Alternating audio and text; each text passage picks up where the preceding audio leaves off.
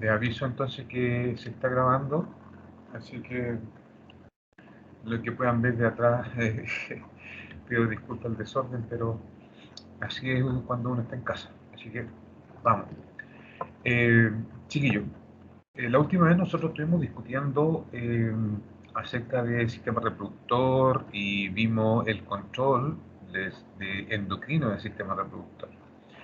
Entonces yo varias veces les comenté, les dije yo, bueno, cuando veamos la parte endocrina ahí vamos a profundizar un poco más el- el proceso.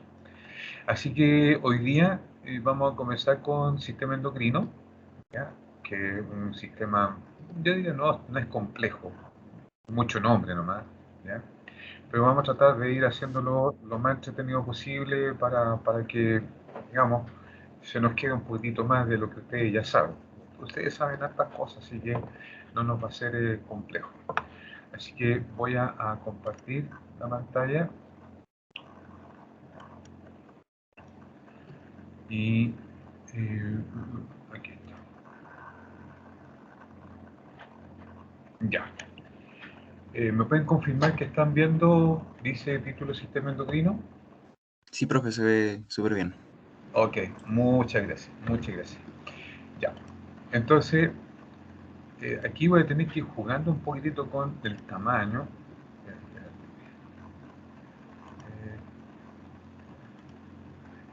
Mostrar pestaña.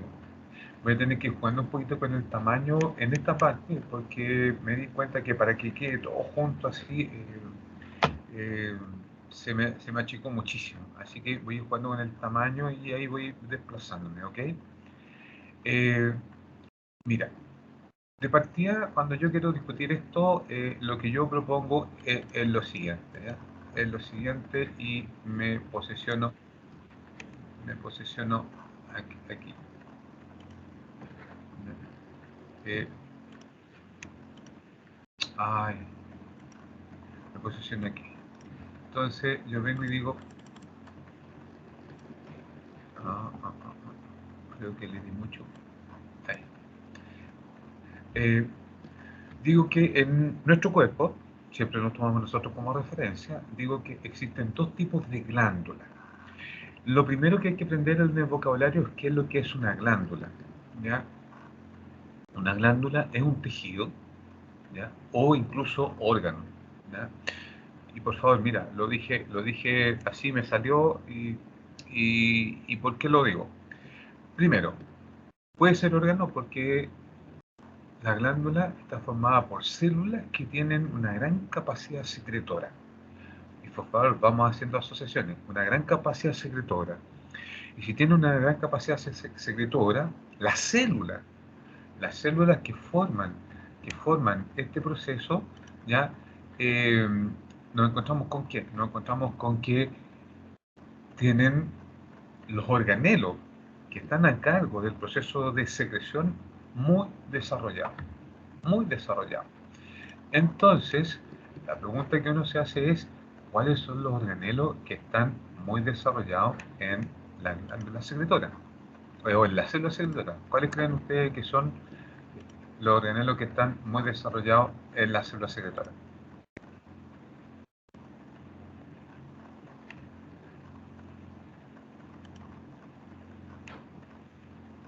¿No? ¿Ninguno se atreve a responderme?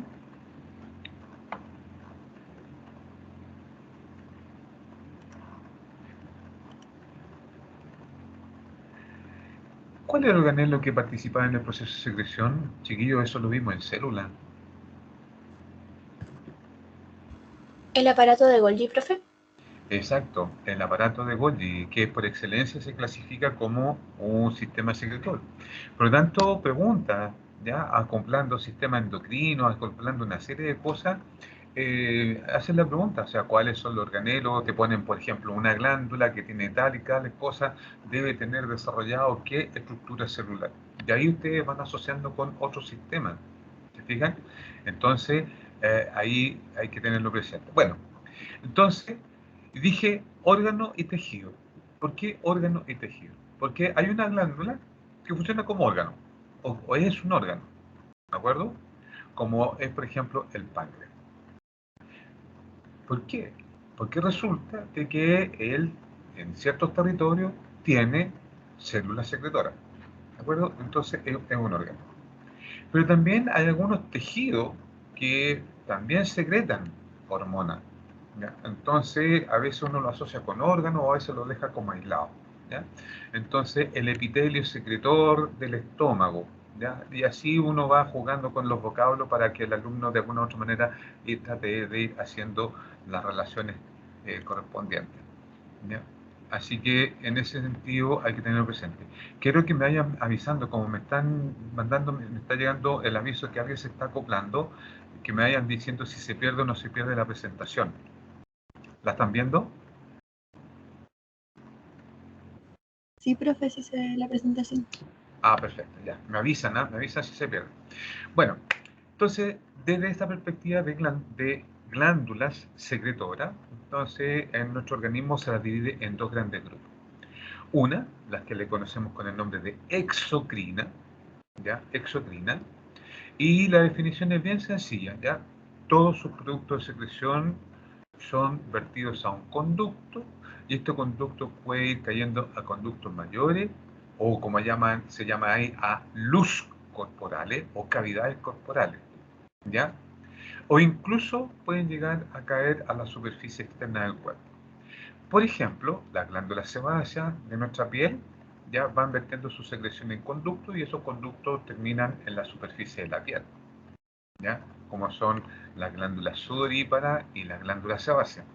Fíjense bien, ojo con el lenguaje, sudorípara, aquí no existe y para nosotros no existe la transpiración, es sudoración. La transpiración está presente solamente en los vegetales, ¿ok? Cuidado con el lenguaje. Las glándulas sebáceas obviamente secretan aceite o grasa, ya que son las que de alguna u otra manera nos están, digamos, lubricando la piel y protegiendo. Así que, por favor, ahí hay que tener la presión, ¿ya? Entonces, yo creo que por aquí puse un monito, ¿ya? Para hacer la diferencia, para que vean ustedes una glándula exocrina. ¿Se fija? Mira, ahí tengo una glándula exocrina. Entonces, aquí tengo la célula, tengo los elementos secretores, cae la secreción a una cavidad, la cavidad sale a través de conducto y puede caer a una superficie o una cavidad mayor. Perfectamente bien, por ejemplo, este podría ser una glándula de la piel o podría ser una glándula del estómago que secreta mucus, que secreta ácido clorhídrico o que secreta, ¿cómo se llama?, enzima. ¿Perfecto? Entonces, en ese sentido, estamos hablando del concepto de glándula endocrina. ¿Ya?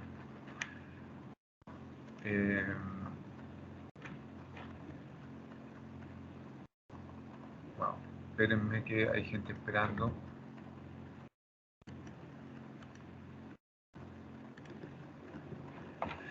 8:30, medio atrasadito, 15 minutos, chiquillos. Por favor, ayúdenme con la puntualidad. ¿Sigo presentando? ¿Está presente? Sí, profe. Vale. Ya. Entonces, hemos definido entonces esta glándula endocrina. ¿De acuerdo? ¿Ya? Aquí otro esquemita para que ustedes vean, por ejemplo, las glándulas que están acopladas, por ejemplo, con la raíz del pelo, ¿ya? La raíz del pelo. Por ejemplo, las personas que tienen el pelo largo, una de las técnicas que se usa es cepillarse el pelo permanentemente, ¿ya? ¿Y qué es lo que está haciendo? Al cepillarse el pelo con el cepillo, entonces está arrastrando el aceite que se libera aquí y se impregna en el pelo, entonces por eso se ve brillante.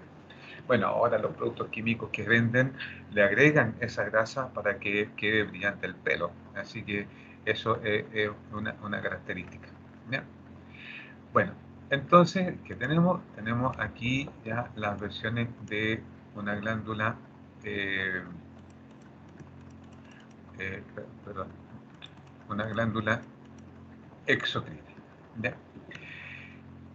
El otro tipo de glándulas, ¿ya?, son las glándulas endocrinas, ¿ya?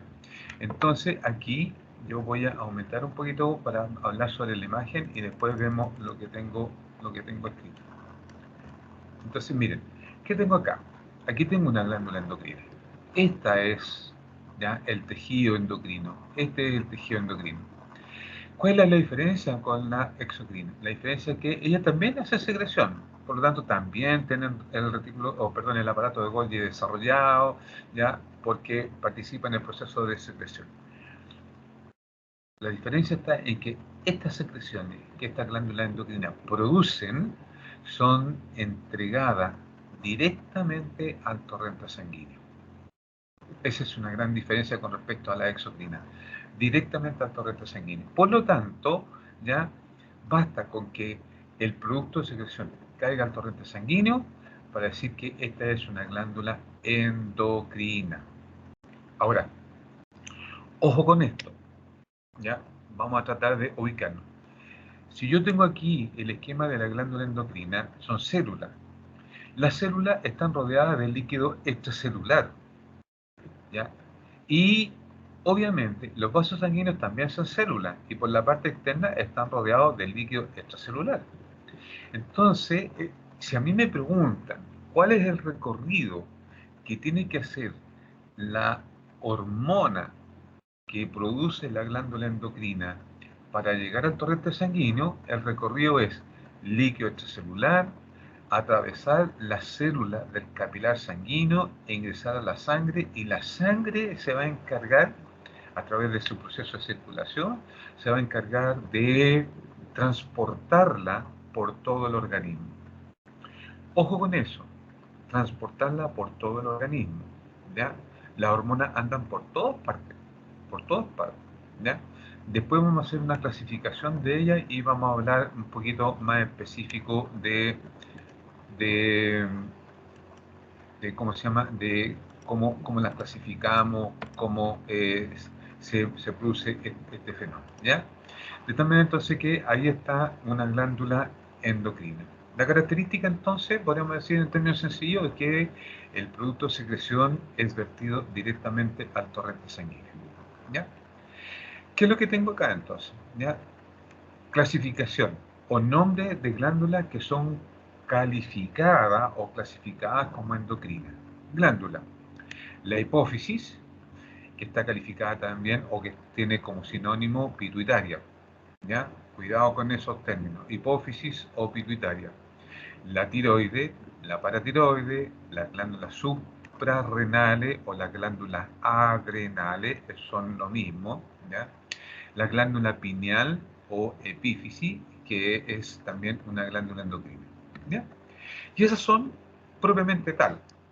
Pero además me dice lo siguiente, que en este sistema endocrino hay órganos que contienen tejido endocrino, ¿ya?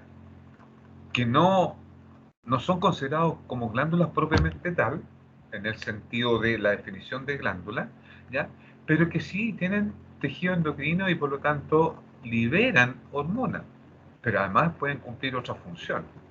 Es el caso, por ejemplo, del hipotálamo, ¿ya? El hipotálamo libera hormonas, pero también libera neurotransmisores, por lo tanto ahí hay una superposición de funciones, entonces por eso lo dejan un poquito aparte. El timo, ¿ya? Que también es considerado una estructura que posee tejido endocrino. El páncreas, por excelencia, siempre aparece el páncreas mencionado por excelencia, que es un órgano ya mixto, o sea, produce secreciones endocrinas y produce secreciones exocrinas, ¿ya? Así que ahí también hay que tenerlo presente, ¿ya? Después tenemos al ovario, ¿ya? Tenemos a los testículos, tenemos a los riñones, tenemos al estómago, tenemos al hígado, tenemos al intestino delgado, tenemos a la piel, tenemos al corazón y tenemos a la placenta. O sea, es decir, ya estos órganos que están aquí, ya poseen sectores o poseen territorios que liberan hormonas, ¿ya? Así que ahí hay que tenerlo presente porque también nos pueden hacer preguntas en términos de cómo clasificar este tema. ¿Okay? Bueno, ahí tenemos entonces la definición. Ya, ¿qué es lo que puse aquí? Puse lo siguiente. Puse dos dos sistemas, el sistema nervioso, el sistema endocrino. ¿Ya? ¿Por qué razón? Porque mira, me definen al sistema endocrino como un sistema regulador, controlador de funciones. O sea, es un centro de control, por decirlo en términos bien global. Cuando uno mira el sistema nervioso, también se le dice, oye, el sistema nervioso es un centro regulador y controlador. Entonces, cuando uno ve y dice, oye, necesito dos sistemas que hagan la misma función, que operen de la misma manera, entonces uno dice, oye, los sistemas vivos siempre tratan de ser económicos en el gasto de energía, porque es difícil construirla, es difícil almacenarla, es difícil obtenerla. Por lo tanto, ¿por qué tener dos sistemas que regulan y que controlan? Entonces, lo que hay que hacer es mirar la velocidad de operación que tienen cada uno de ellos, las características que tienen cada uno de ellos, las ventajas que tienen cada uno de ellos y las desventajas que tienen.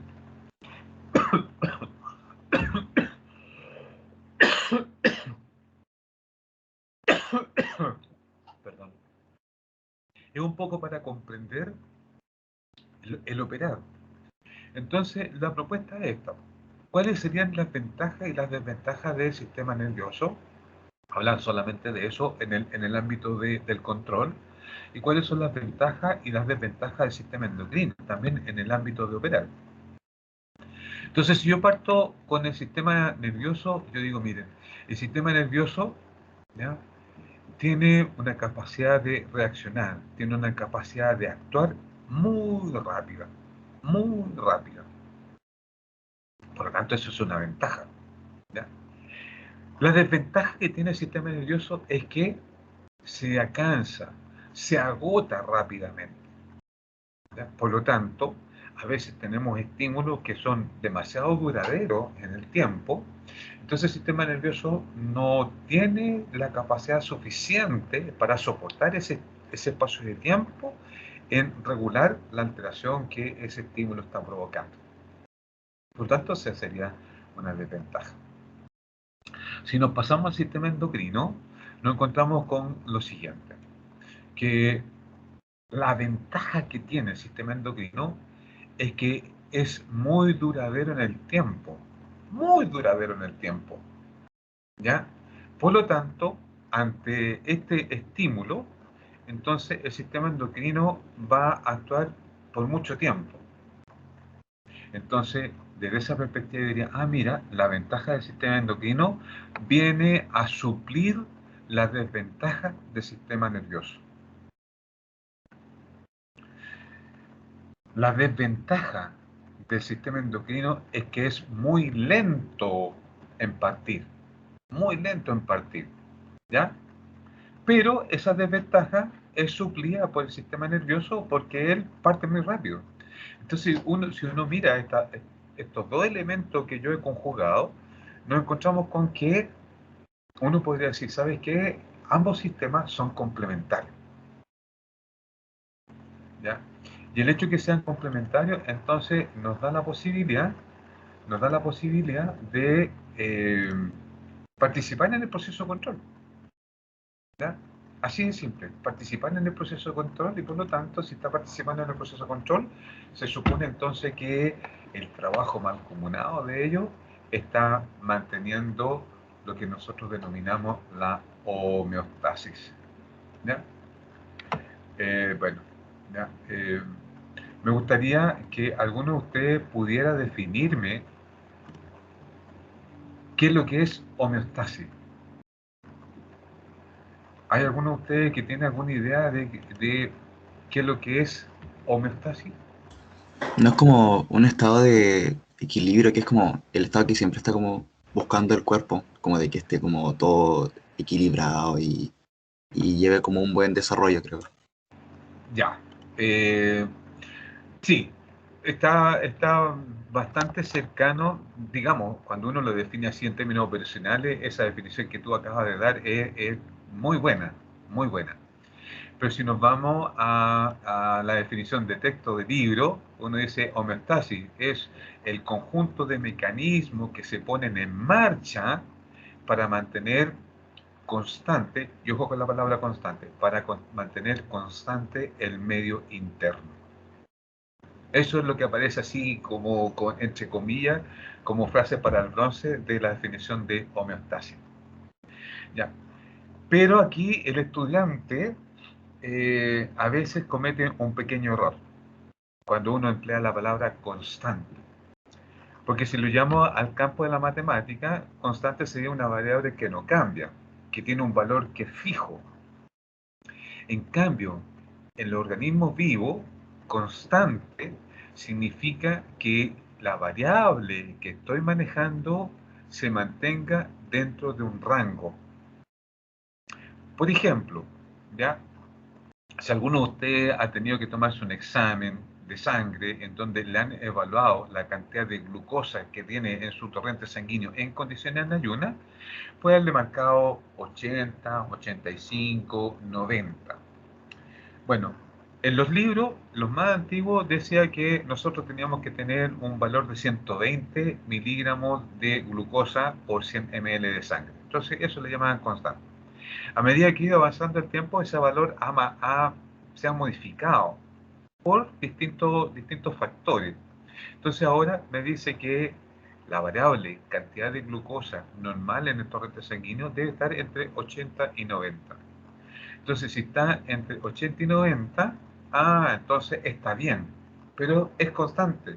Pero entre 80 y 90 el sujeto puede moverse entre los valores entre medio, pero no está fuera del equilibrio, no está fuera de la homeostasis, sino que está dentro. Entonces, hay variables que tienen valores bastante amplios, ¿ya? O sea, recorrido bastante amplio, siempre vamos en términos matemáticos, y hay valores que tienen recorrido bastante estrecho, ¿ya?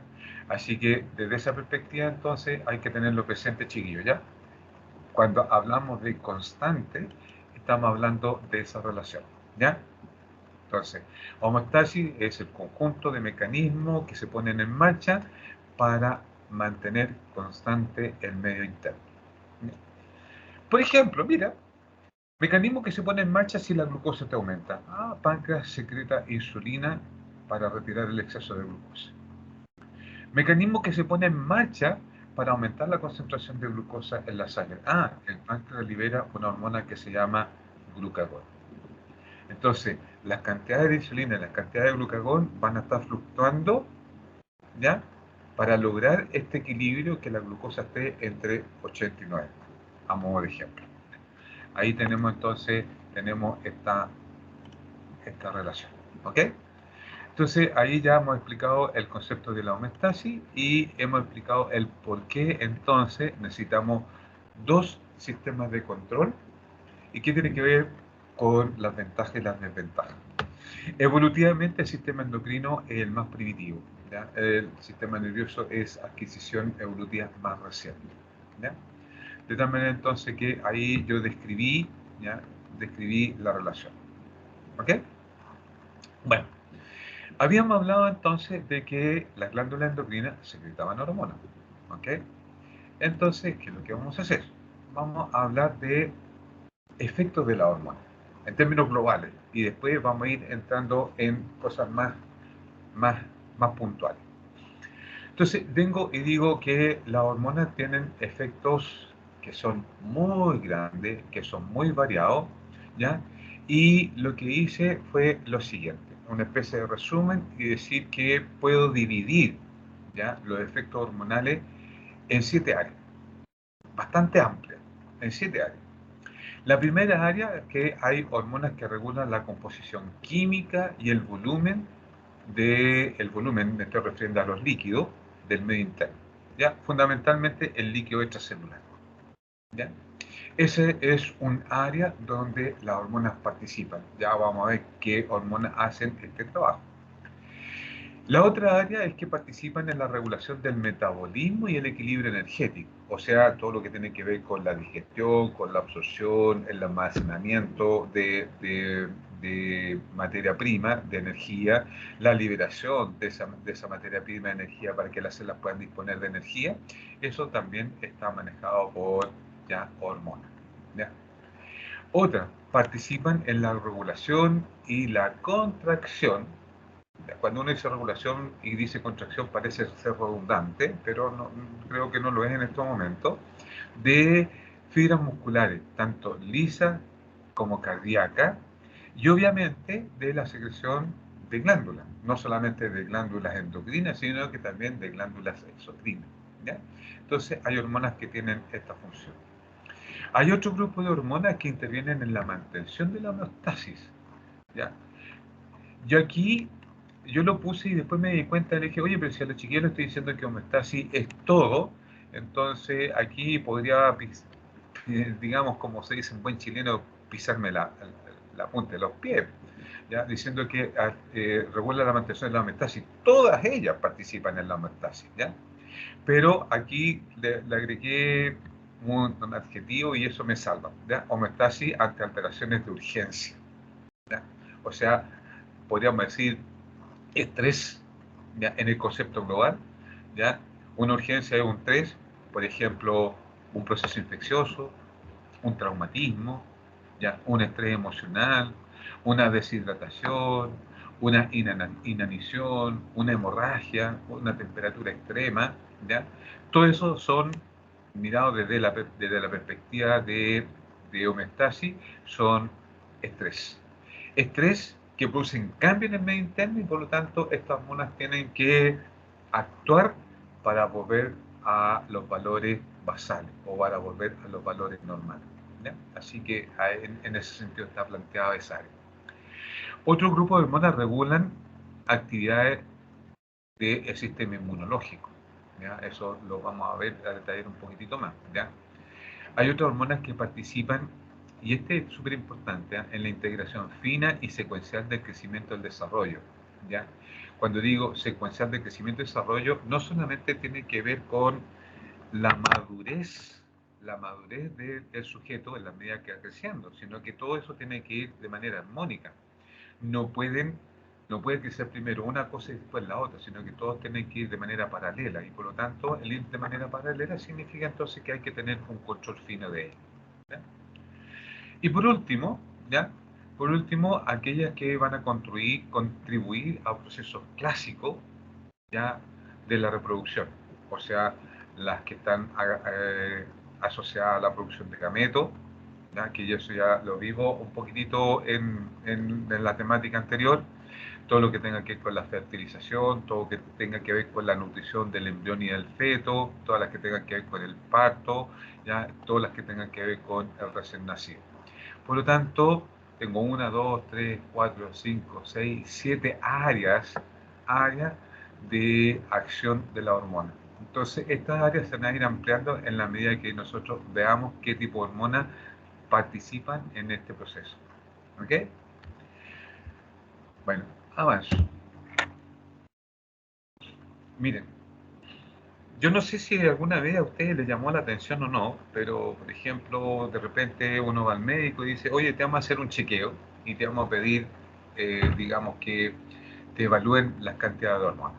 ¿Ya? Y yo con los estudiantes ahí juego un poquitito y digo, ¿se imaginan, ya, cuando uno no sabe y el médico viene y le dice, oye, tenemos que ver las hormonas que produce el testículo? Lo más probable es que alguno pensó, chuta, ¿y cómo sacan las hormonas de allí? Cuando sabemos que es un territorio extremadamente sensible. O tenemos que ver las hormonas que produce el ovario, cómo llegamos ahí, porque también está en un territorio que es extremadamente complejo. Bueno, uno va y te sacan un examen de sangre. O sea, perdón, te sacan una muestra de sangre y ahí buscan la hormona. Entonces dice, pero ¿cómo? ¿Por qué? ¿Por qué sacan sangre y buscan allí la hormona? Es por lo que dije anterior, que las hormonas caen al torrente sanguíneo y están circulando en el torrente sanguíneo. Ahora, si las hormonas están circulando en el torrente sanguíneo, ya, la pregunta que uno se hace es, ¿por qué las hormonas no actúan en todas las células, sino que actúan en células bien específicas, bien especiales? Entonces aquí aparece el concepto de receptores hormonales. ¿ya? Las células tienen receptores y son específicos, ¿ya? Receptores de tipo proteico, receptores de tipo lipídico, ¿ya? Que están en la célula. Y esos receptores son específicos, por lo tanto puedo tener 2 o 3 células, ¿ya? Y poner una sola hormona y nos encontramos con que esa hormona actúa sobre una célula y no sobre las 3. ¿Y por qué? Porque esa célula que reacciona ante la hormona es la que tiene el receptor específico para esa hormona. Las otras no la tienen. Y por lo tanto, las otras no van a mostrar ninguna respuesta. ¿Ya? Porque la respuesta de la célula va a depender del receptor que yo esté activando.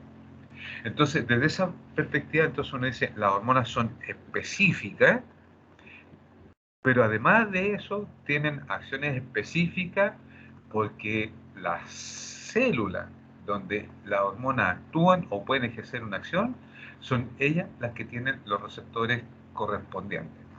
De repente por aquí se hace uso del tipo del mecanismo llave cerradura, ¿ya? Puedo tener muchas llaves en el bolsillo, pero hay una sola llave, es la que abre la puerta de la casa, por ejemplo, o la puerta de la reja, y así sucesivamente, ¿ya? Es un poco eso, ¿ya? Por lo tanto, ¿qué tenemos acá? Aparece una nomenclatura, ¿ya? Las células que responden a la hormona se les conoce con el nombre de célula diana. Célula diana. Antiguamente a estas células se le llamaban células blanco, o cuando no se sabía cuál era la célula, se hablaba del órgano blanco. Entonces ahora se habla de célula diana, la que responde a la hormona, u órgano blanco, órgano diana, a el órgano que responde a la hormona, ¿ya?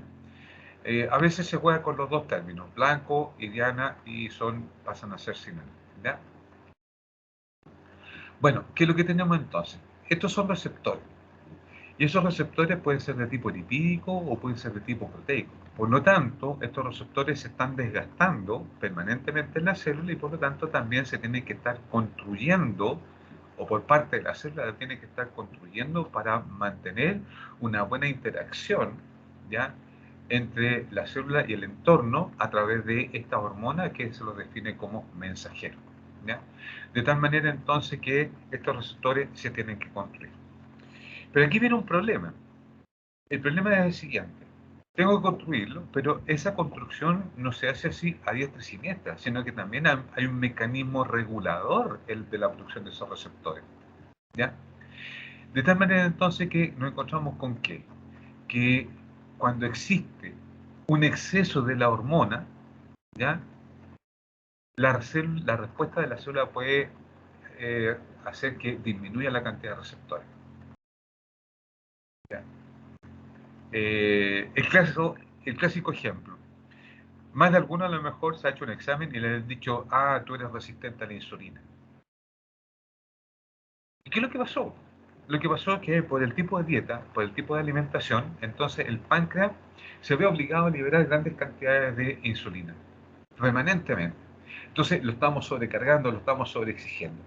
Entonces libera grandes cantidades de insulina. Y esta insulina entonces va a ir a las células dianas y las va a actuar. Pero cuando las células dianas detectan que hay mucha hormona, dejan de producir receptores. Entonces, al no producir receptores, la glucosa no entra en la célula, entonces te aparece ahí un tipo de diabetes, que es el diabetes tipo 2 o insulino resistente.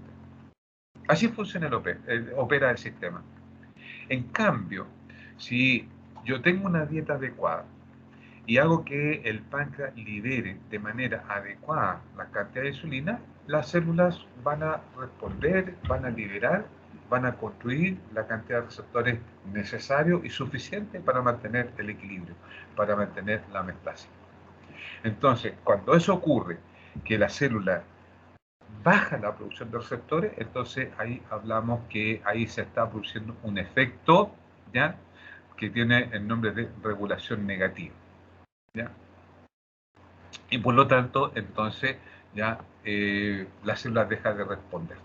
¿Por qué? Porque no está teniendo la cantidad de receptores que implica ¿cómo se llama? La acción de la hormona. Aquí yo coloqué, por ejemplo, a modo, ya, para que ustedes vean, esta persona lo que ha hecho es jugar con el sistema endocrino, ya, todas estas, jugar con el sistema endocrino, colocándose un exceso de hormonas más de lo que necesitan para desarrollar este trabajo, para desarrollar este aspecto, ¿ya?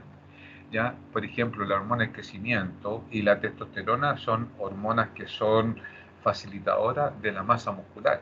Pero aquí la gente dice, ya, me pongo la hormona y listo, y creo que va a llegar eso. No, porque este sujeto, aparte de eso, tiene que construir la masa muscular y eso lo hace a través del ejercicio, levantando pesas, haciendo una serie de procesos que le permiten entonces ya llegar a esta condición. ¿Ok?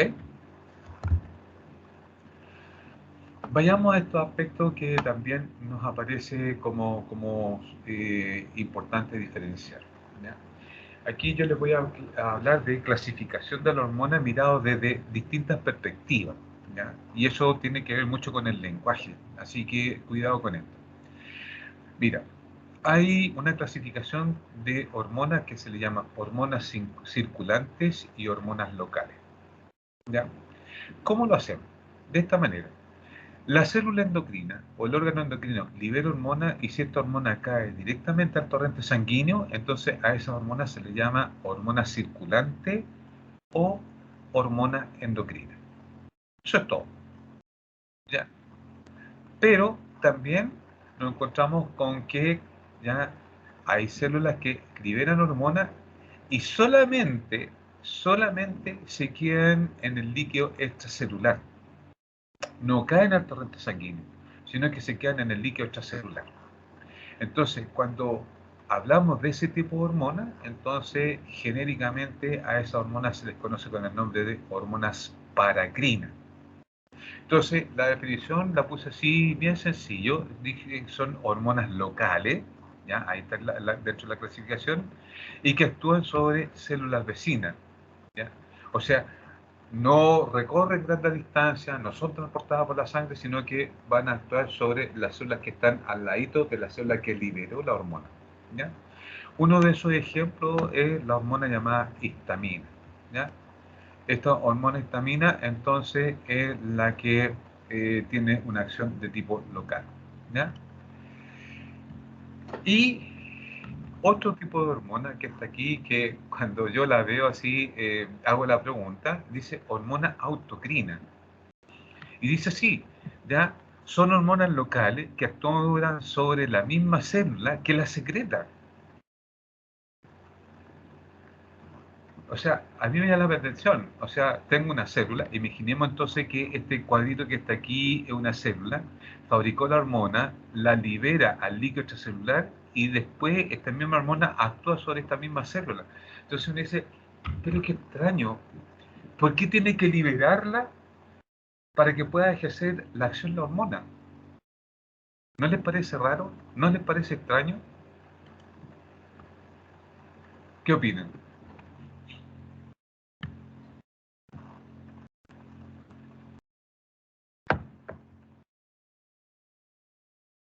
Profe, ¿Sí? tengo una pregunta. O sea, ¿la célula que hizo, que sintetizó la hormona, tiene los receptores en la misma célula? Sí, sí, pues porque tiene que actuar sobre sí misma. Entonces, ¿por qué la tiene que liberar para que pueda actuar? ¿Por qué no que se queda adentro y hace la acción adentro? O sea, es como decir, estoy haciendo un paso de más. ¿Me entiendes? Si la fabricó para que haga una acción sobre ella, ¿por qué la tiene que liberar, sacar fuera de la célula para que pueda, tenga que actuar? ¿No parece raro?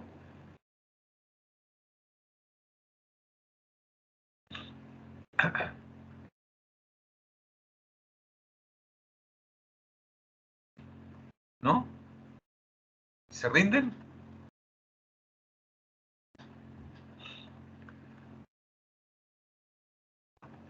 Díganme algo, pues chiquillos. ¿No se nos ocurre?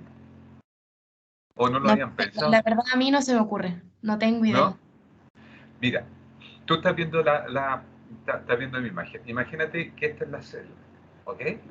Fabricó la hormona, la liberó al medio externo y actúa sobre la misma célula. ¿Dónde está? Ese concepto está acá, en esto. Dice hormonas autocrinas. Son hormonas las cuales que actúan sobre la misma célula que la secreta. Pero no olvidamos de este aspecto, de receptores. ¿Qué es lo que acontece? Ya, yo necesito que la célula tenga un receptor. Y sobre ese receptor la hormona actúa. Entonces, esta célula autocrina fabrica la hormona, la libera al medio externo, pero el receptor está por fuera. Y cuando yo activo ese receptor, que lo vamos a ver un poquito más adelante, ese receptor es capaz de producir y de modificar una serie de cambios dentro de la célula. Cambiar el metabolismo, activar reacciones químicas, etcétera. Pero es, tiene que estar por fuera. El ejemplo que doy, por ejemplo, en algunas casas, hay algunas habitaciones que tiene una chapa, pero solamente la chapa se abre por fuera con la llave. Por dentro no se puede abrir. Entonces, por lo menos yo me acuerdo de haber visto, ¿ya? A veces uno entraba a esa habitación, cerraba la puerta, ¿ya? Y no se podía abrir por dentro, se tenía que abrir por fuera con una llave. Entonces uno empezaba a gritar, me quedé cerrado. Generalmente, fíjate que los baños son así. Las chapas de los baños son así, se cierran por dentro y no se pueden abrir por fuera. Ahora, se descubrió que por razones de seguridad, esas chapas de los baños tienen una ranura por fuera. Por si alguien se queda encerrado en el baño y no puede abrir la puerta, con esa ranura tú puedes abrir la puerta cuando la persona está dentro y algo ocurrió y que no puede uno ir a socorrerla. Sobre todo en el caso de los niños chicos que de repente se encierran en la puerta del baño y no alcanzan la amarilla y quedan encerrados allí. Son como mecanismos de seguridad. Acá pasa como lo mismo. El receptor mira hacia afuera y por lo tanto, por eso es que la hormona tiene que salir para poder activar el receptor y ese receptor entonces modifica un conjunto de reacciones químicas. Ese es el motivo del por qué existen estas hormonas llamadas autocrinas. ¿Se entendió la idea?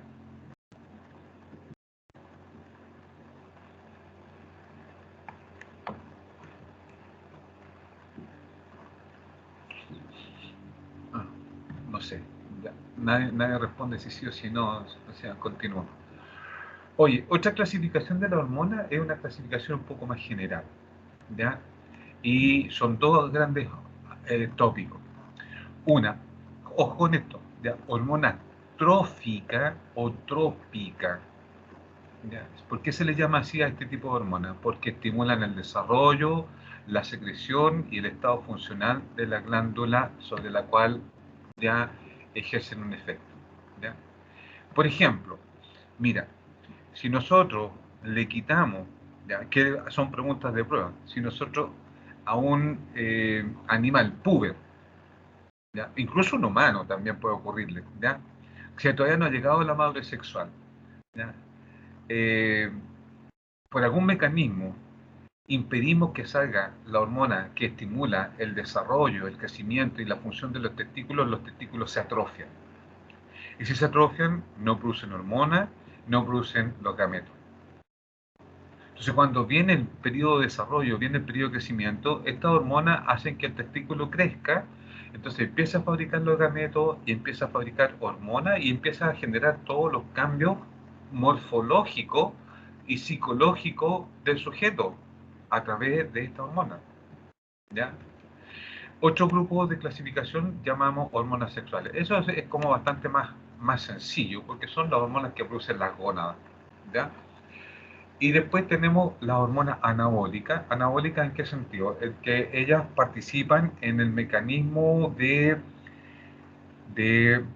construir, de manejar todo lo que tiene que ver con el metabolismo del sujeto. ¿Ya? Entonces ahí hablamos de construcción, por eso hablamos de metabolismo. Entonces aquí surge una primera clasificación que es una clasificación, yo diría más o menos del ámbito general. ¿Ya? Otra clasificación de hormona, ¿ya?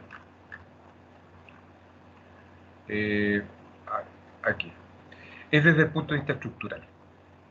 ¿Ya? Es desde el punto de vista estructural. En donde, de acuerdo a la composición química de qué están hechas, ya uno puede hablar que hay hormonas que son de tipo esteroidales, o sea, lípido, ya, ésteres, ya, y en ella caen las hormonas sexuales. ¿Ya? Entonces, aquí, ¿qué es lo que acontece? Resulta de que el profesor pasó y dice, ya, hormonas sexuales son esteroides. Perfecto, porque están hechas de lípido. La materia prima para fabricar las hormonas sexuales es un lípido, ¿ya?, que es el colesterol. Entonces aquí decirle a los estudiantes, ¿sabes qué? El colesterol no es malo, lo vemos funcionar, que tiene una función en la estabilización de la membrana celular, y ahora lo vemos que tiene una función en ser la base estructural para las hormonas sexuales. Pero ojo, ¿ya? Uno dice hormonas sexuales, pero no solamente las hormonas sexuales. Aquí coloqué ejemplos de hormonas sexuales, pero también están las hormonas de la glándula suprarrenal, que también están hechas de esteroides. Ahí está el cortisol, la aldosterona, a modo de ejemplo, que la vamos a ver. ¿Ya? En el caso de las hormonas sexuales está la progesterona, está la testosterona. ¿Ya? Y dentro de los esteroles también está el ácido cólico, que está presente en la piel y que me permite disolver las grasas de los alimentos. ¿Ya? El ergosterol, que es la vitamina, una de las representaciones de la vitamina D de dedo. ¿Ya? La vitamina D es una hormona. Y el estradiol, que es un tipo de estrógeno. Por lo tanto, no solo nos tenemos que quedar con las hormonas sexuales como ejemplo de hormonas esteroidales, sino que hay varias más. ¿Ya? Después tenemos el grupo, las llamadas amínicas o biógenas. Estas son hormonas que están formadas por aminoácidos, generalmente no más de 2 o 3. ¿Ya? Y aquí tengo, por ejemplo, la tiroxina, fíjate bien, tiroxina y la adrenalina. Estas son las hormonas y la materia prima para fabricar estas hormonas es el aminoácido llamado tirosina. Aquí está la histamina y la materia prima para fabricar esta hormona es la histidina. Aquí está la serotonina y la melatonina, ¿ya? Y la materia prima para fabricar esta hormona es el aminoácido llamado triptofano. Por lo tanto, se le llama amínica. ¿Por qué? Porque provienen, o la materia prima para fabricarla es aminoácido. Son algunos aminoácidos. Pero ojo, 2 o 3. ¿Ok? En cambio, tenemos las llamadas hormonas peptídicas o proteicas, ¿ya? Que son hormonas que están formadas por cadenas de aminoácidos que va desde 3 hasta 200. ¿Ya? Por ejemplo, la insulina es una hormona proteica, porque está formada por muchos aminoácidos. ¿Ya? Y así hay muchas otras más que aquí yo menciono a modo de ejemplo. La hormona estimulante de la tiroides es una glucoproteína, o sea, es una proteína más enzima asociada a un hidrato de carbono. Por lo tanto, la estructura es un poco más compleja. Entonces tenemos esteroide, amínica, peptídica, y hay un cuarto grupo que se le llama eicosanoides. ¿Ya? Estos son lípidos. Entonces aquí el estudiante se confunde. Lípido, y aquí arriba lípido, ¿cuál es la diferencia? La diferencia es la materia prima que yo uso para construir. La materia prima que yo uso para construir estos eicosanoides es un ácido graso que se llama ácido araquidónico. ¿De acuerdo? Eico, ¿por qué? Porque este ácido graso está formado por 20 átomos de carbono. ¿Ya? Y se van modificando estructuras espaciales, y esas estructuras espaciales da origen a diversos tipos de hormonas. Las más clásicas, las más conocidas son las prostaglandinas y los leucotrienos. ¿Ya? Las prostaglandinas. Le pusieron, acuérdense, prostaglandina porque pensaban que la próstata la producía y no, no la produce la próstata, la produce la prostaglandina en el caso del semen que tiene prostaglandina, la produce la vesícula seminal. Bueno, entonces aquí tengo esta clasificación relacionada con ¿qué? Relacionado con la estructura química de la hormona. ¿Ya? Hasta el momento, ¿hay alguna duda? ¿Hay alguna pregunta?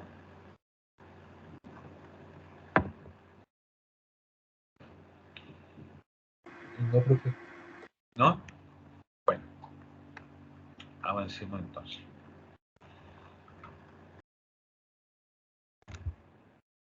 Miren, aquí yo coloqué un modelito. A ver, déjenme. Ay, ¿dónde está este puntito? Ah, Me salí, parece, ¿no? ¿Me están viendo? ¿Están viendo la presentación? Sí, profe, sí se ve. Sí, profe. Ya. Voy a tener que moverla así porque se me borraron los 3 puntitos. Ahí está. Ahí se va a ver un poquito más. No me sirvió lo que quería. No, es achicarlo un poquito más. Eso es. Ahí. Espero que lo alcance a ver. Mira, este es el mecanismo básico de control de la liberación de hormonas o de la inhibición de la liberación de hormonas, porque se puede tomar de esos dos perspectivas. Entonces lo vamos a hacer así. Clásico, glándula endocrina. Recuerden, la glándula endocrina va a trabajar para mantener la homeostasis. Entonces, la glándula endocrina tiene un sensor o tiene sensores que detectan la variable que ellos están controlando. No sé, pues imagínate, tiene un sensor para medir la cantidad de glucosa, tiene sensor para medir la temperatura, tiene sensor, ya, distintas glándulas endocrinas, pero tienen esos sensores específicos para evaluar la variable que ellas tienen que controlar. Entonces, esta glándula endocrina, sus sensores detectan que la variable se modificó. Por lo tanto, manda un mensaje. Hormona significa mensaje. Manda un mensaje. ¿A dónde lo manda? Al órgano endocrino, o al órgano blanco, o a la célula diana, o a la célula endocrina, no sé, a aquella célula o aquel órgano donde este mensaje va a ser recibido porque esta estructura tiene el receptor específico para esta hormona que liberó esta glándula endocrina. Entonces, ¿qué es lo que va a ocurrir? Manda el mensaje. Entonces, el órgano diana o la célula diana emite una respuesta. ¿Ok? Por ejemplo, si el órgano diana ¿ya? es músculo liso, que puede ser, por ejemplo, el músculo de los vasos sanguíneos, o puede ser el músculo del útero, o puede ser el músculo cardíaco, que no es liso, pero es músculo, ¿ya? Y el mensaje es decirle, oye, ¿sabe qué? Tienes que aumentar la frecuencia de contracción del corazón. Bueno, el corazón aumenta la frecuencia, ¿ya? Aumenta la frecuencia. Por lo tanto, esta señal, o sea, esta respuesta, el aumento de la frecuencia, los sensores de la glándula endocrina detectan, aumentó la frecuencia, y por lo tanto, la variable que estaba ella controlando se reguló. Si la variable que estaba controlando se reguló, deja de mandar mensaje. Entonces, cuando estamos frente a esa situación en que la respuesta llega a la glándula endocrina y la glándula endocrina deja de mandar mensaje, entonces dice, ahí estamos en presencia de una retroalimentación negativa. ¿Por qué negativa? Porque la posible segunda señal no apareció, se inhibió, por lo tanto cumplió con el objetivo. ¿Ya? Esa es una opción. La otra opción es que la glándula endocrina evaluó la variable, mandó el mensaje, llegó a la célula diana respondió, pero esta respuesta para la glándula endocrina no es suficiente. Por lo tanto, ¿qué hace la glándula endocrina? Sigue mandando mensajes. Por lo tanto, sigue la célula diana generando la respuesta incrementada. Entonces, podemos dar una vuelta a un ciclo, 2 veces, 3 veces, 4 veces, etc. Y cuando tengo eso, que la segunda señal se ve incrementada por la primera respuesta, entonces ahí hablamos de una retroalimentación positiva. ¿Ok? Eso, chiquillos, también ha aparecido con mucha frecuencia en redactados de tal manera que ustedes tengan que distinguir si se trata de una retroalimentación negativa o si se trata de una retroalimentación positiva. ¿Ok? Así que desde esa perspectiva ustedes tienen que analizar cuál va a ser el fenómeno final. Lo vamos a ir viendo con cada una de las glándulas endocrinas y vamos a ir describiendo si hay retroalimentación positiva o si hay retroalimentación negativa. ¿Ya? Así que ahí lo vamos a profundizar. ¿Ya? Este es el mecanismo básico entonces de control de la liberación de una hormona. Acá dígame. ¿Puedo hacer una última pregunta con lo de regulación positiva y negativa? Pero por supuesto, Que me perdí en esa parte. La regulación positiva era cuando había menos hormona y más receptores. no. Mira, aquí le vamos a poner mensaje 1. ¿Ok? Recuerden que dijimos hormona, mensaje 1. El órgano responde, respuesta 1. ¿Ok? Esta respuesta 1 es evaluada por la glándula endocrina y dice, oye, ¿sabes qué? No es la respuesta que yo espero. Entonces, ¿qué es lo que hago? Respuesta 2, más hormona. ¿Te fijas? Más hormona. La célula responde, respuesta 2, que es más alta que la respuesta 1. ¿Ok? La glándula endocrina evalúa y dice, no, me falta todavía, por lo tanto, más hormona, respuesta 3, ya, liberación de hormonas de la tercera, digamos, oleada de hormonas, órgano endocrino, respuesta 3, mayor cantidad o mayor velocidad de contracción, etcétera, y la glándula endocrina sigue liberando hormonas. Entonces tú te das cuenta que la siguiente respuesta se incrementa ya cada vez más, sigue creciendo, sigue creciendo, sigue creciendo, sigue creciendo. Entonces, a ese mecanismo se le llama retroalimentación positiva, porque la segunda o la tercera señal se va a ir incrementando, la cuarta se va a ir incrementando más, la quinta más y así sucesivamente. ¿Ok? Ya, profe, muchas gracias, ya entendí. Sí. Ahora, ojo con esto, ¿ah? Ojo con esto, porque si uno mira este mecanismo de retroalimentación positiva, es peligrosísimo. Peligrosísimo, porque si se echó a andar el sistema, la pregunta es, ¿cuándo para? ¿Cuándo para? Entonces, cuando veamos cómo actúa cada una hormona y veamos el mecanismo de control, te das cuenta de que en los grandes sistemas endocrinos te vas a encontrar con que pueden haber una, dos, tres retroalimentación positiva, pero la última, para cerrar el ciclo, por lo general, es una respuesta de tipo inhibitoria, o sea, es una retroalimentación negativa. Porque si no, no estaríamos aquí. No estaríamos aquí porque el sistema se descontrolaría. ¿Ok? Entonces, eso es importante tenerlo presente cuando a uno nos preguntan cómo uno podría regular. ¿Ah? Oye, aquí coloqué lo siguiente. Mira, aquí tengo una célula, ya tengo una hormona de tipo esteroidal, tengo la membrana celular, tengo el citoplasma, tengo el núcleo, tengo todos los organelos. ¿Ya? Entonces, lo voy a explicar a través del esquemita. Bueno, ya sabemos entonces que la hormona viene desde el lado externo, viene desde la sangre, fíjate bien, cayó el líquido extracelular, el líquido extracelular va a hacer contacto con la célula diana, con la célula blanca. Pero aquí ocurre una cosa bien particular, fíjate. Esta hormona, si es de tipo esteroidal, la membrana celular no tiene receptores en la membrana, sino que los receptores están dentro de la célula. Y uno dice, bueno, pero ¿cómo? ¿Cuál es el problema? El problema es bien sencillo.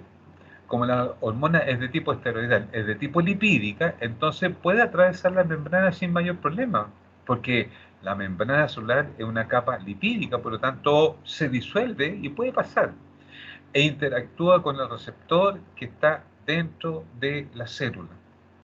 Entonces aquí yo veo que hay un mecanismo de acción hormonal bien particular, porque la hormona ingresa a la célula y el receptor está dentro de la célula.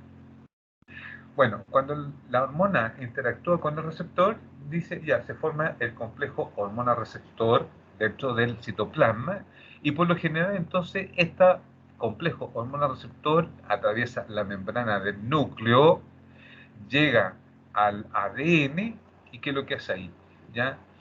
Actúa sobre receptores específicos, ¿ya? Estimulando la síntesis de ARN mensajero y obviamente tenemos como proceso final la fabricación de una proteína, que puede ser una proteína de exportación o puede ser una proteína integral de la membrana o puede ser otra hormona, etcétera, etcétera. Entonces, ahí tenemos un mecanismo de acción de cómo la hormona de tipo lipídica actúa sobre la célula. ¿Sobre qué célula? Sobre la célula diana, sobre las células que tienen receptores. Si no tengo receptor, acuérdense, son específicos. Si no tengo receptor para esta hormona específica, la hormona puede ingresar a la célula, pero no va a ejercer ningún efecto. ¿Por qué? Porque no está su receptor. ¿Estamos claros? En el siguiente ejemplo, hablamos de otro tipo de hormonas. Las hormonas que son de tipo proteica. Entonces aquí lo voy a agrandar un poquitito más para que ustedes puedan ver el mecanismo, porque hay hormona de tipo proteica o, mira, para hacerlo más general, hormona no esteroidal. ¿Ya? ¿Qué tenemos? Tenemos lo siguiente.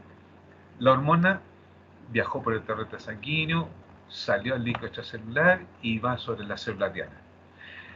Aquí la diferencia está en que la hormona no puede atravesar la membrana porque es de tipo proteica, es demasiado grande, no puede interactuar. Entonces aquí la célula tiene su receptor que mira hacia el lado externo y aquí la hormona encaja, como el mecanismo llave de cerradura que siempre se emplea. Entonces, ¿qué es lo que pasa? Se activó el receptor y este receptor está acoplado con un conjunto de otras proteínas, ¿ok? Acoplado a un conjunto de otras proteínas que están embebidas en la membrana celular y en la cara interna de la célula. Entonces vamos a seguir esta ruta.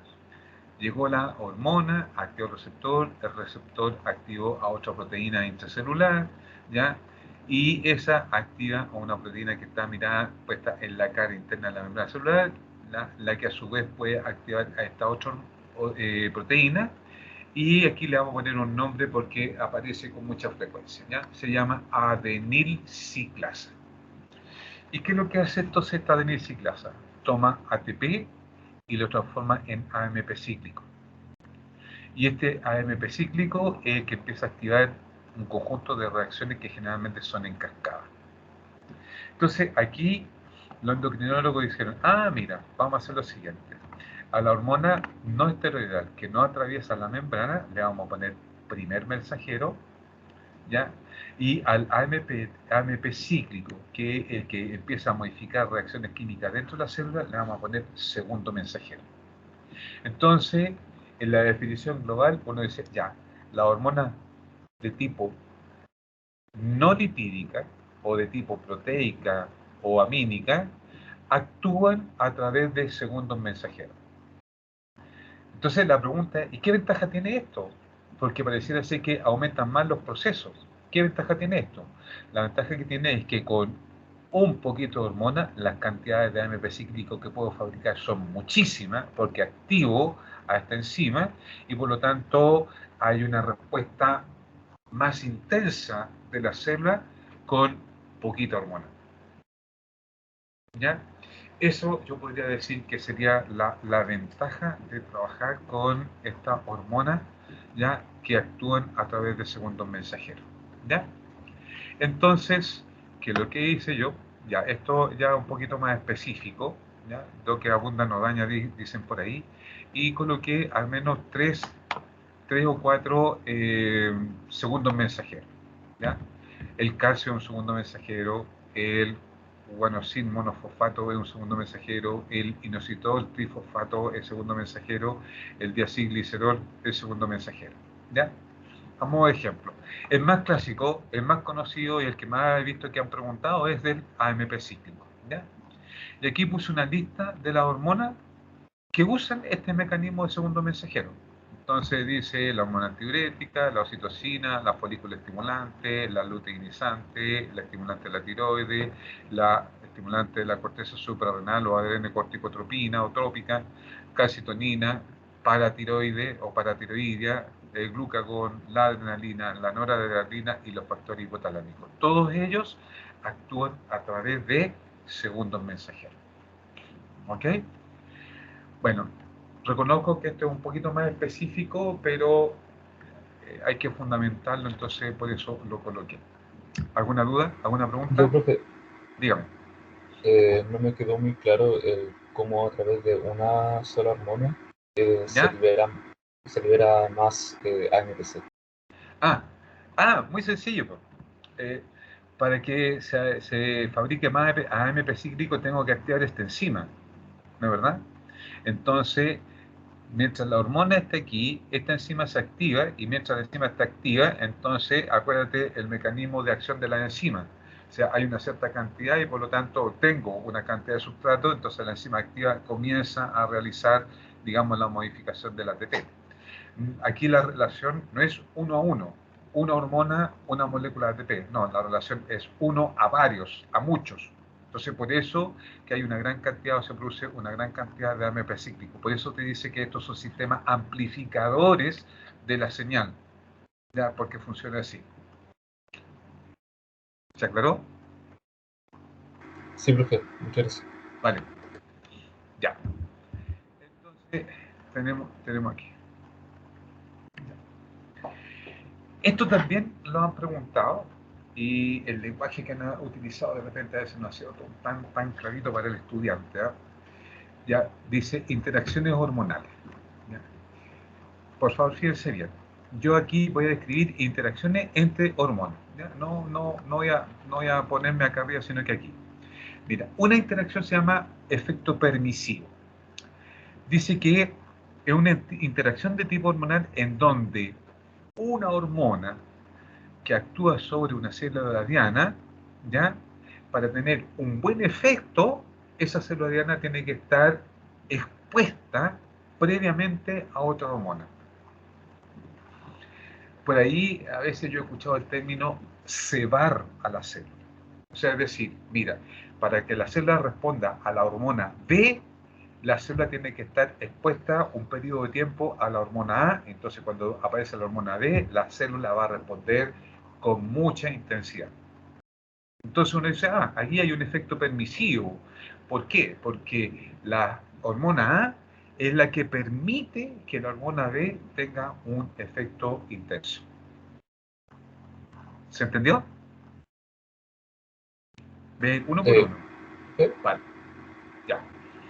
Otro efecto se le llama efecto sinérgico. ¿Ya? Por favor, fíjense bien aquí. Efecto sinérgico. Dice que esta es una interacción que se puede dar entre dos o más hormonas que van a complementar, ¿ya? Que van a complementar las acciones de otras, siendo ambas necesarias para que la expresión o para que la respuesta de la célula diana o del órgano diana sea completa. Completa. Entonces, aquí puse el siguiente ejemplo. La glándula mamaria tiene que producir y expulsar la leche. ¿Ok? Pero para que la glándula mamaria fabrique leche, la glándula mamaria tiene que crecer. Tiene que aumentar los folículos o los lactóforos. ¿Ya?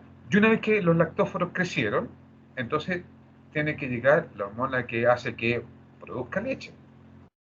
Y una vez que los lactóforos produjeron leche, tiene que llegar la hormona que hace que la leche salga eyectada. Entonces, mira lo que hacemos.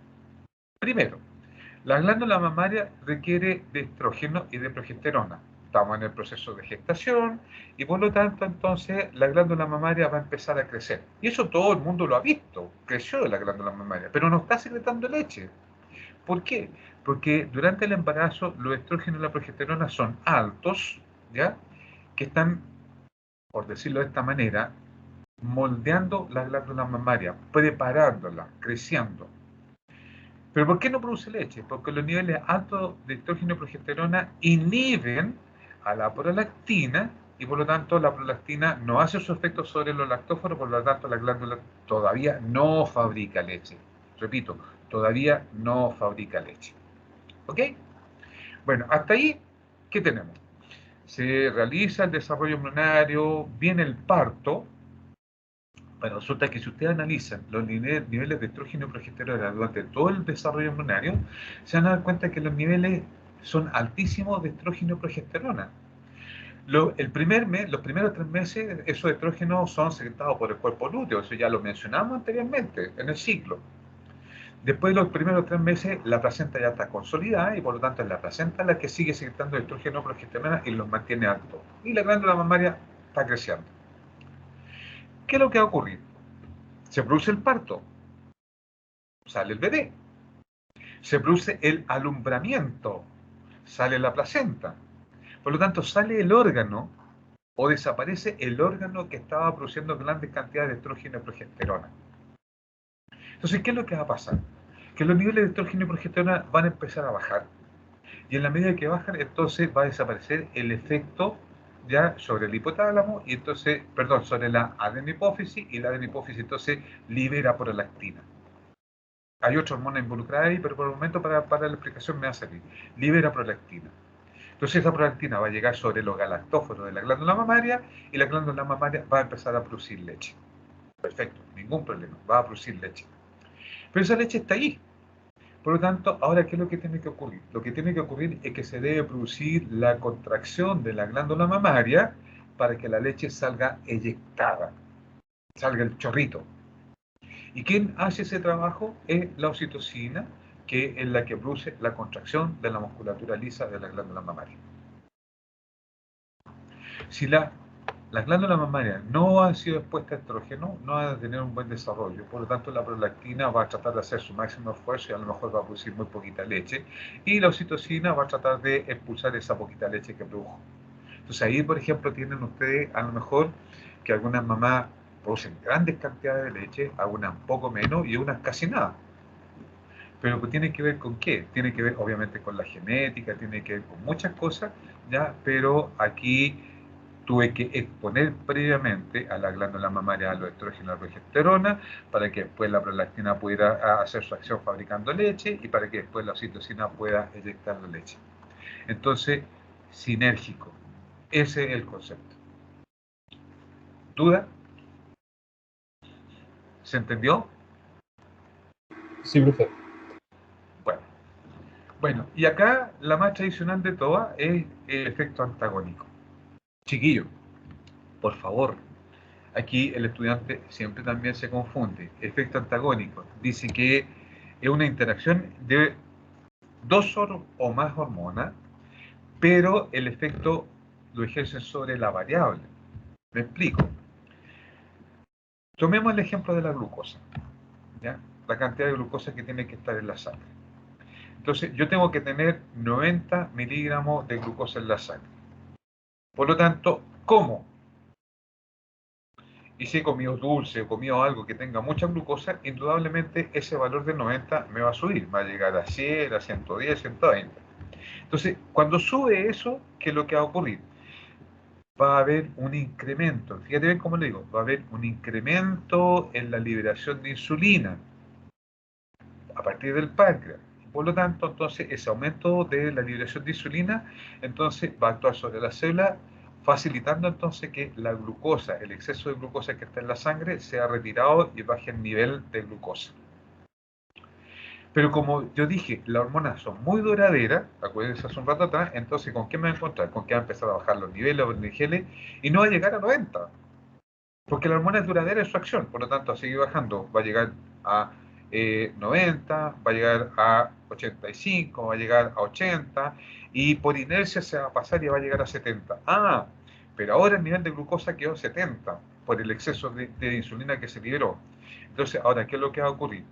Va a aumentar la liberación de la hormona llamada glucagón, y el glucagón, ¿qué es lo que hace? Va a ir sobre las células dianas, para que las células liberen glucosa.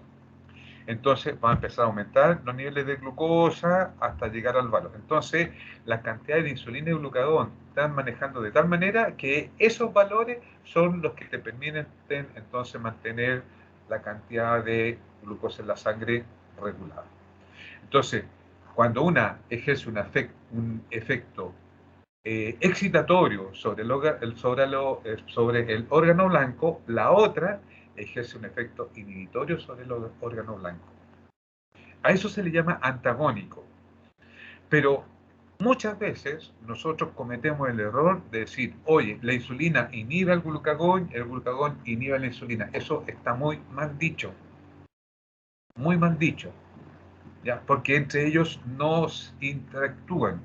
No es el glucagón y ve una molécula de insulina, va y la destruye. O la insulina ve una molécula de glucagón y va y la destruye. No, no, insisto, no. Ellos tienen efectos antagónicos sobre el órgano que están controlando. ¿Estamos claros? ¿Ya? Así que por favor ahí me sacan del esquema mental que una inhibe a la otra. No, son los órganos blancos los que generan la respuesta por acción de esta hormona que tienen efectos contrarios, por eso antagónicos. ¿Estamos claros? Sí, perfecto. Súper. Eh, bueno, ¿hay alguna duda, alguna pregunta?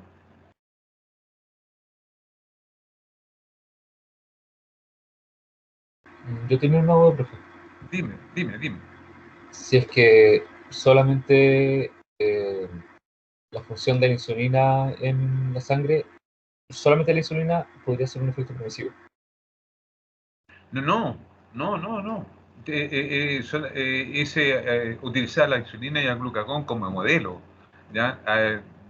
Todas las otras que tienen acciones antagónicas funcionan de la misma manera, pero son otras las variables que regulan. En este caso, por ejemplo, la insulina y el glucagón, la variable que están regulando es la concentración de glucosa, ¿ya? Pero puedo tener otras variables, por ejemplo, qué sé yo, los niveles de calcio, los niveles de fósforo, también son controladas por hormonas que tienen efectos antagónicos, ¿ya? Mira, estamos hablando en términos globales de la hormona, después vamos a ir a hablar de efectos específicos de cada una hormona y ahí vamos a mencionar cuáles son los órganos blancos, cuál es la variable que controlan, etcétera, etcétera. Aquí estamos hablando en términos globales, ¿ya? Porque es aplicable para todas, ¿ya? Oye, mira, acá coloqué control de la secreción. Entonces, mira, ojo con esto, ¿ya? La mayoría de las hormonas se liberan en pulsos breves, o sea, como un pic, pic, ¿ya? Un pulso breve, ¿ya?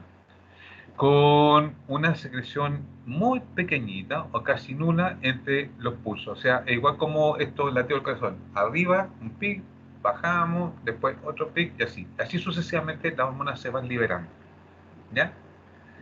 Ahora, si yo voy sobre una glándula endocrina que está liberando hormonas en forma de pulso, la estimulo, lo que hago es que ahora la frecuencia de los pulsos se haga mayor.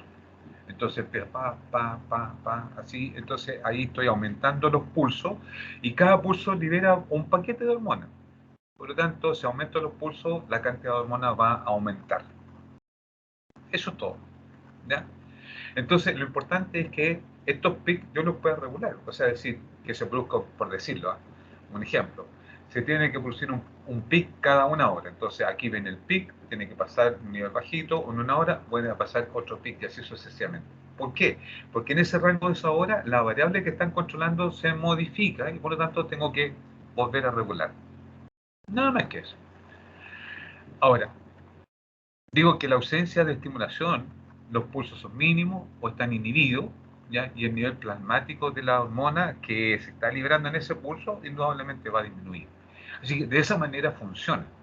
Entonces, cuando uno está en el colegio y dice, entonces viene el estímulo, se libera la hormona y la hormona cuando llega a este nivel ya inhibe. Sí, inhibe el pulso. ¿Ok? Eso. Entonces, ¿cuáles son las señales que llegan a estas glándulas endocrinas para que estas glándulas endocrinas modifiquen su frecuencia de pulso? ¿Ya? Las señales son señales que provienen del sistema nervioso, o sea, potenciales de acción, ¿ok? Cambios químicos de la composición química de la sangre, ¿ya? O cambio de la concentración de las otras hormonas con las cuales va a estar interactuando. Entonces, de esa manera, entonces la glándula endocrina a la cual yo he fijado mi atención modifica la frecuencia de sus pulsos. Ahora, el pulso siempre es el mismo. Si aquí la única diferencia es la modificación de la frecuencia de pulso. ¿Ok? Nada más que eso. ¿Ya? Bueno, terminamos el contexto global de toda la hormona, entonces ahora vamos a empezar a hablar de manera específica de hormona y de, ¿cómo se llama? Glándula endocrina, que eso es lo que tenemos que hacer. Entonces, miren, este es un corte sagital del cerebro, para que ustedes se ubiquen, ahí está el fondo de la nariz, de la cavidad nasal, ¿ya? Aquí está, ¿ya? el hueso del paladar, ¿ya? Y aquí debajito aquí está la hipófisis, y este territorio que está aquí corresponde al hipotálamo. Entonces este cuadrito lo ampliamos y vemos esto. Entonces generalmente te hacen el esquema y te dice aquí ya, este es el hipotálamo, ¿ya? Y esta es la hipófisis, ¿ok? Anatómicamente está dividida, dice 3 lóbulos, ¿ya? La hipófisis anterior o adenohipófisis, la hipófisis posterior o neurohipófisis, ¿ya? Y este lóbulo intermedio, ¿ya? No es tal anatómicamente. ¿Por qué razón? Lo explico. El origen embriológico de la adenohipófisis es distinto al origen embriológico de la neurohipófisis. Entonces, miren, si esto es el origen embriológico de la adenohipófisis y este es el origen embriológico de la neurohipófisis, ya ocurre esto, se fusionan. Entonces te queda aquí una parte, esta parte que está aquí, que es adenohipófisis pura, esta parte que está aquí, que es neurohipófisis pura, y este segmento central, ¿ya? Es una mezcla de los dos tejidos. ¿Ok? Por lo tanto, algunos anatomistas dicen la hipófisis está formada solamente por 2 lóbulos, lóbulo anterior y lóbulo posterior, y no 3 lóbulos como por ahí en algunos textos apareció en algún momento terminado. ¿Ya?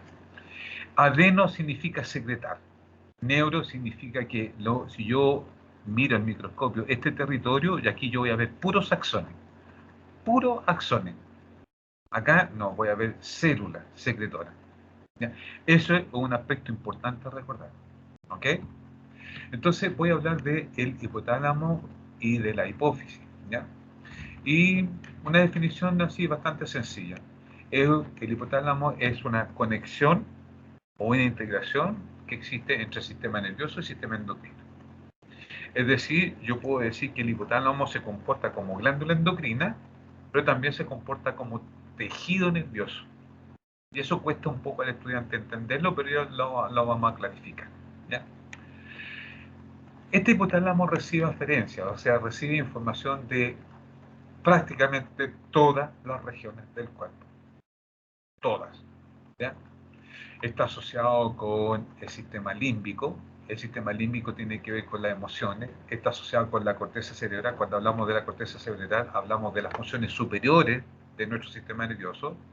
Está asociado con el tálamo, está asociado con el sistema reticular activador, que es un conjunto de redes neuronales que, entre otras cosas, nos permite el estado de vigilia, o nos permite el dormir, y nos permite activar muchos otros territorios del sistema nervioso. ¿Ya? Va a recibir señales sensoriales de los órganos internos, del estómago, del hígado, etcétera, ¿ya? Va a recibir alguna información del sistema visual, etcétera, ¿ya? Todas aquellas experiencias dolorosas, estresantes, emocionales, producen cambio de la función del hipotálamo, ¿ya? El hipotálamo controla el sistema nervioso autónomo, ¿ya? El sistema nervioso autónomo, chiquillo, no es un sistema distinto, es sistema nervioso. Lo que pasa es que se lo clasifica así por la función que tiene, ¿ya? Regula la temperatura, regula la sed, regula el hambre, regula la conducta sexual, regula las reacciones de defensa, regula estas situaciones de miedo, de ira, ya, eso, ¿ya? Y obviamente, como lo dije hace un ratito atrás, es una glándula endocrina, propiamente tal, ¿ya? Así que hay que tenerlo presente, ¿ya?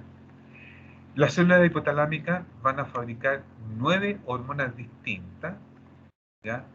Y la hipófisis va a secretar 7 hormonas, ojo en eso, 7 hormonas más.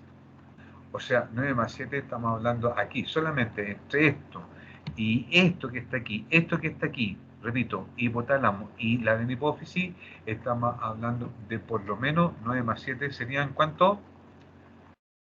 16 hormonas, si mal no me equivoco. Sí, profe. 16 hormonas, solamente aquí, ¿ya? Y obviamente todas esas hormonas en conjunto van a desempeñar un rol importantísimo en todos los aspectos de funcionamiento del sujeto. ¿Ya? Chiquillo, denme un minuto, porque si nosotros partimos a las 8:15, tendríamos que estar terminando un cuarto para las 10, para que ustedes ¿cómo se llama? Vayan a su otra clase. Entonces, yo les mandé el formulario, lo tienen a mano.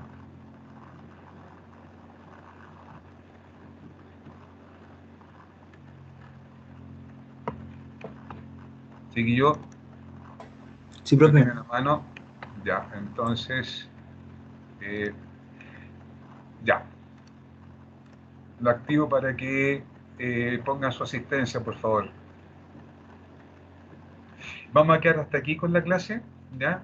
El sistema se demora un poquito en grabar y yo voy a hacer el link y se los voy a enviar a su correo, ¿ok? Yo, profe, Ok, muchas gracias. profe, muchas gracias. Oye, no, gracias a usted por la buena voluntad y todo eso de este cambio que lamentablemente yo siento que más perjudicados son ustedes en este sentido, por lo tanto, pucha, nuevamente manifestarles mi agradecimiento por la cooperación de todos ustedes. Ya, yo voy a parar la grabación para que nos siga grabando y le ocupe más espacio.